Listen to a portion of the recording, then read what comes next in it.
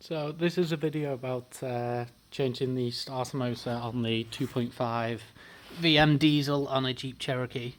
At this point in the video the starter's already off, but I'm going to try and record showing how it goes back on, and then obviously if you remove parts in the reverse order to the way that they're being put on, it should give a understanding of how to take it off a bit easier. So the first step's going to be to hook the starter back in, which is a bit of a difficult task one-handed.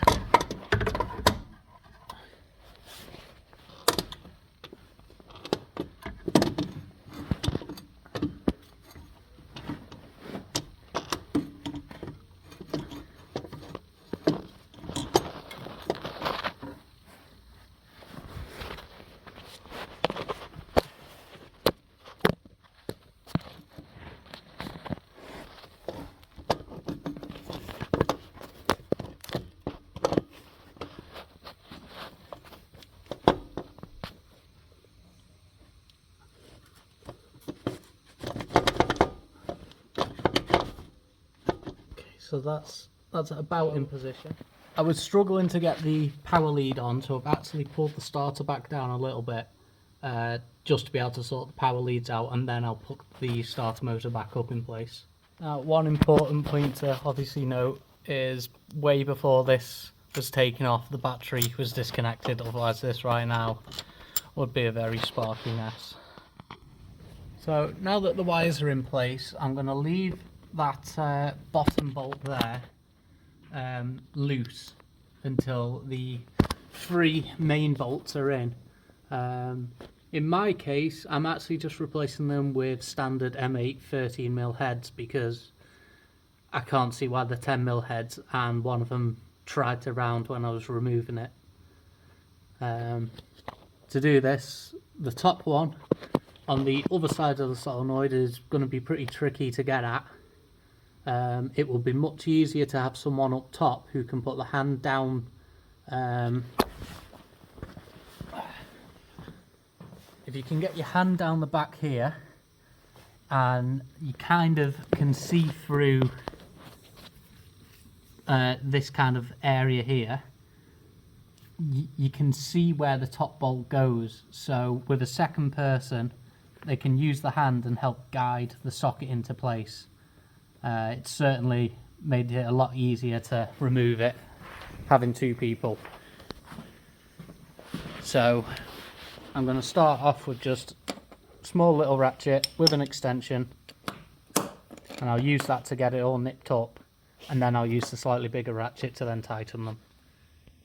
So if you've got small enough fingers and pretty much a mechanic can kind of see with the fingers, I was just able to actually hook the top bolt in from the top on my own.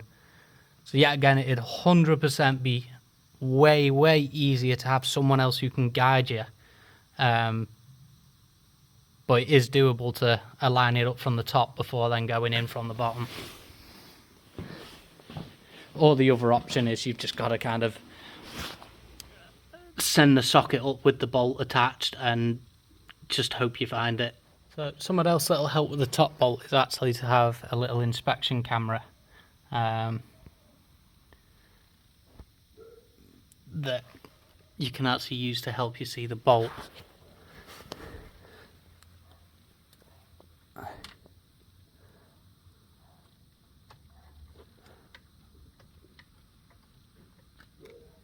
So there we go.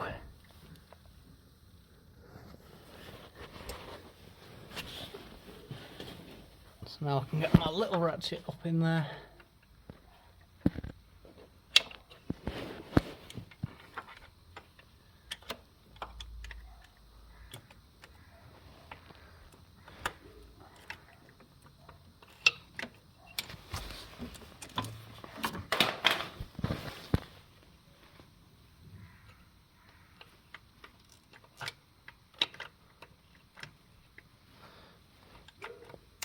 And whatever you do, just keep pressure on the back of the ratchet so that bolt doesn't slip off your socket, otherwise you've got to start that again.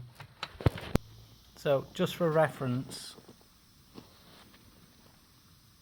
about 220 mil or 8 3/4 inch. It's about the length of the ratchet with all the extensions that just about reaches. Maybe a tad longer would be useful. Now, a lot of methods to take these off don't say to take the oil cooler off, but I've found just for being able to get your arm in and to be able to put a bit of force against the back of the ratchet to help keep the socket on, stop it slipping. It's for the sake of potentially a seal kit, it's way easier to just undo the oil cooler adapter. So once the 3 main bolts are tightened, then this one's good to tighten down. And just a point with removal, 100% you want to use a 6-sided 10mm socket. You don't want to use, one of these style sockets for undoing it. In my case, luckily for me, it was actually the bottom bolt, the easiest one to get to, but it really tried to round, and I managed to save it with a pretty decent 10mm socket that hardly has any taper on the base, so it was able to get on that little bit further, and then I had to hit the socket on with a hammer as well. So 100% for undoing it with the 10mm, use a 6-sided socket. Okay, so next I'm gonna get the engine mount bracket back on. So as you can see, the engine's currently jacked up, and something I didn't mention earlier, so's the Jeep itself, with an axle stand under the axle, because you don't want to get crushed by this if the jack gives way. So you'll find a sweet spot with jacking it up where when you undo the 13mm bolts that go through this, you'll find there's sort of a sweet spot where, unless they're quite seized in or something, where you're able to undo them all by hand, and that way there's not really any tension on the bracket with the weight of the engine itself. And it'll be the same with the main bolt that goes through as well. When you're at that correct sort of lift point with the jack, everything should just come undone easy enough. Because the last thing you want to do is trying to pull this main bolt out, or if you undo all of these and then as you hit the last one and there's a bit of tension under it and it tries to snap out sideways or something and potentially damage the side of the block as it comes out. So that's pretty important to make sure that the jack is jacked up correctly and there's no tension on all the bolts in the bracket. So I'm going to start by just taking the bracket up. This is also another point where having the oil filter housing out of the way just makes it so much simpler, because the bolt pretty much travels through it. So the bolt just goes in sort of with the domed side towards the front of the engine. Now once it goes in, you just need to give it a little wiggle, and then the bolt should then come out on the other side like that. So if just for now,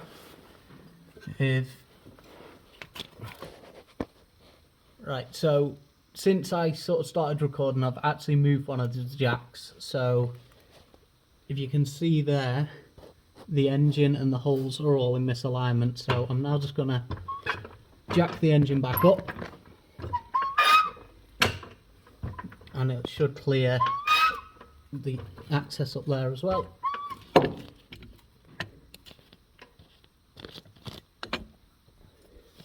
So I'm gonna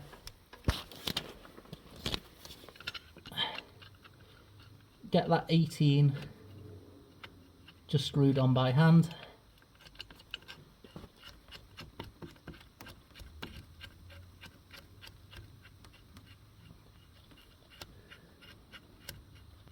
and I'll deal with tightening that one up properly later.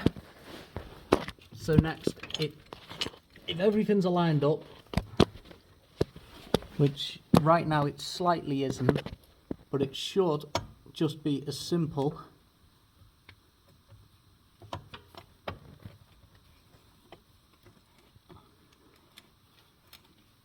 as screwing it into the block. So as long as you haven't moved any of your jacks during the whole process, this should literally just fly straight back in.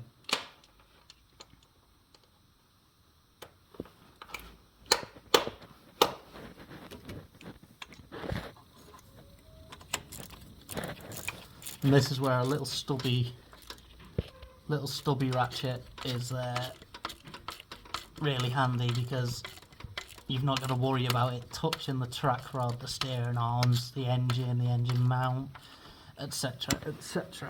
All of them are in. Now, just one other quick example. When I was saying about the bolts being super easy to do, this one here, right now, I wouldn't be able to unscrew it by hand, but you can see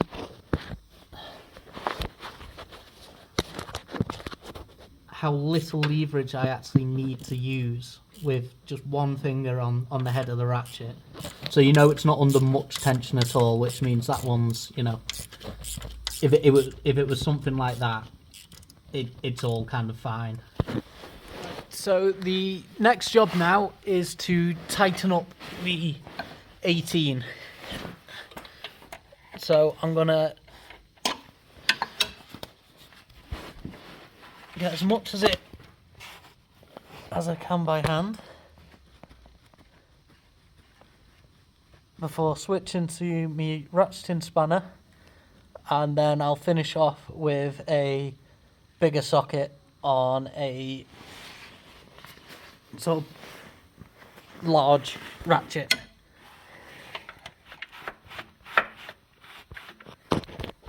It's the absolute worst when bolts do that. All tightened up. So something that just caught me out is on the back of the head of that is a square shape that locks into the mount. So I was actually just spinning the whole bolt instead of tightening the nut. So you want to make sure that that side's located in properly before you try to tighten it up. The next step to make now is to remove the engine jack, because now that the mount's all in place, there's no need for the jack anymore. So now it's time to refit the oil cooler adapter, which just takes a 22mm socket, and then it goes through the, guessing it's a oil cooler. Now, ideally, it'd be worth replacing the seals on this just while you've got it off anyway. One thing that you'd want to just be aware of is when you tighten it down, you want to make sure that it's facing straight down so you don't have any clearance issues with screwing the filter in, because as you tighten it, if you let it slip that way, you're not going to get the filter on afterwards. So then the next step will be to refit your oil filter. So I'd advise putting a new filter on instead of reusing your older one, especially if you had to use any tools to remove it, because you can cause damage to the filter when removing them. And once the oil filter is screwed back on, hopefully one of the last things to do is to put the turbo oil return pipe back on.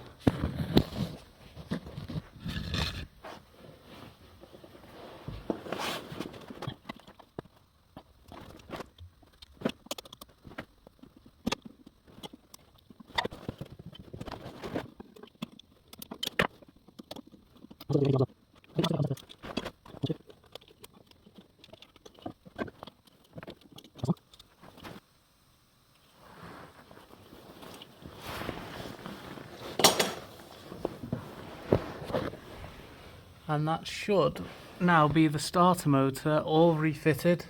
So the last thing to do would be to lower it back down, reconnect the battery and give it a go.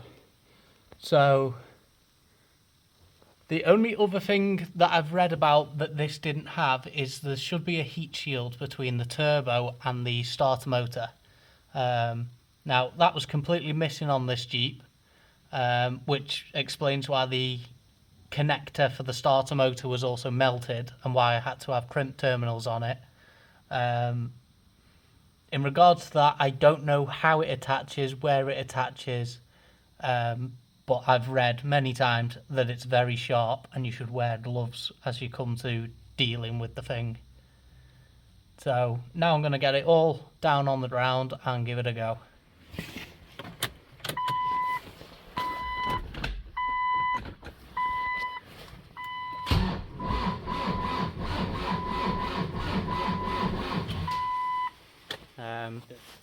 This breaker bar I had to use to undo the 3 bolts initially, as they were that tight I couldn't even undo them with this one, and you know, that one alone is a foot long, but other than that it was a little ratchet for smaller access once stuff was broke free, slightly larger ratchet for just tightening bits up. There's a 10mm socket for undoing the 3 bolts. Got a 18 socket for the engine mount, a 22 for the oil filter adapter. I then had this 13 which I used to tighten up the new bolts, and I also used that 13 socket on the engine mount bolts itself. Got an 18 ratcheting spanner, and then some various extensions. So they all kind of came into use at some point. So when people say it's a good idea to have a lot of different extensions, it is. Because some of them bolts, as you tighten them down, you need to get a little bit more length, or as you're undoing it, you need to lose a little bit of length so the ratchet's not fouling on typically the engine mount. And I guess the other mentions are the little inspection camera, the jack, the axle stand and the torches.